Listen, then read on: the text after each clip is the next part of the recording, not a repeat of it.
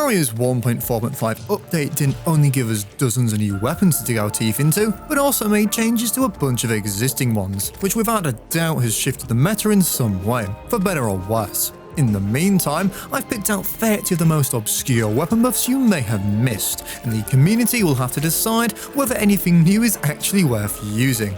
Before we begin, real quick wanted to say that if you're after any official Terraria merch with the update being out and all, you can use code SOCKER at checkout to get 10% off anything there. Anyway, let's begin. The revolver has a new firing mechanic, in where the faster you spam, the higher its attack speed and crit will rise, capped at 120% respectively. So assuming you've got the trigger finger, this is a massive buff. The space gun's base damage has been increased, and its projectile now receives huge buffs to further away from the target you are. Quite niche, but I can see some opportunity here. The golem's fist now creates a big old explosion when hitting enemies or solid blocks, and can also confuse them now. Not quite the buff I expected, but who knows, maybe it's not the worst weapon in the game anymore. The storm spear, an already great weapon, has a ton more range and its bolt damage increased slightly. The bloody machete now inflicts the bleed debuff. Doesn't probably mean much for this buff thing though. The magical harp has had a massive note velocity increase, which to be honest was always its weakness, so I wonder if it's more viable now against bosses.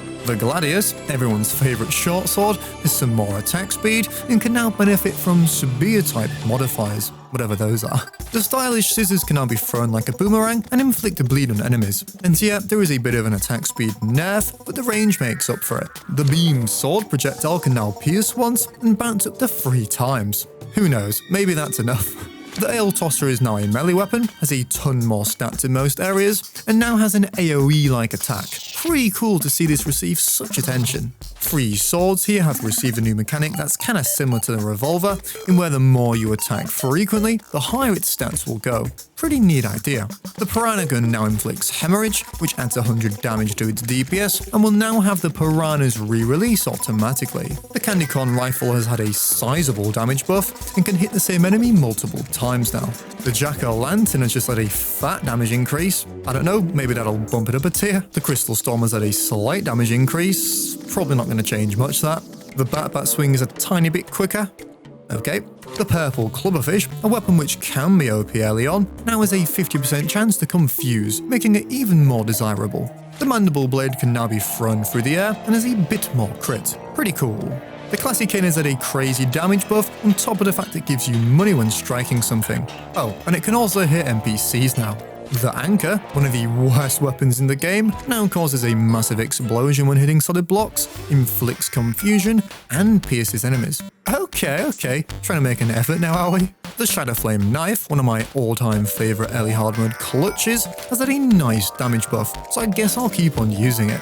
The paladin's hammer is at a complete overhaul, letting you throw it out further with infinite piercing. It also creates an explosion when hitting solid blocks, applies broken armor, and has 10% more damage. Overall, a banging load of buffs here. The possessed hatchet now inflicts hemorrhage, so yeah, another 100 DPS there. The harpoon now penetrates 2 enemies, inflicts bleed, and can be retracted manually. Will it be enough? Who knows? The bone sword and pick now launches a damaging bone projectile when striking a foe. The tactical shotgun has had a fat damage buff, which, you know what, as a weapon I used all the time, it's just a massive win. The chain gun has also had a nice damage buff and reserves more ammo by default. The laser rifle has had the same changes made as the space gun, and also, after all these years, gets the meteor set bonus applied. Thank God for that. The spinal tab has had a small damage increase. Okay.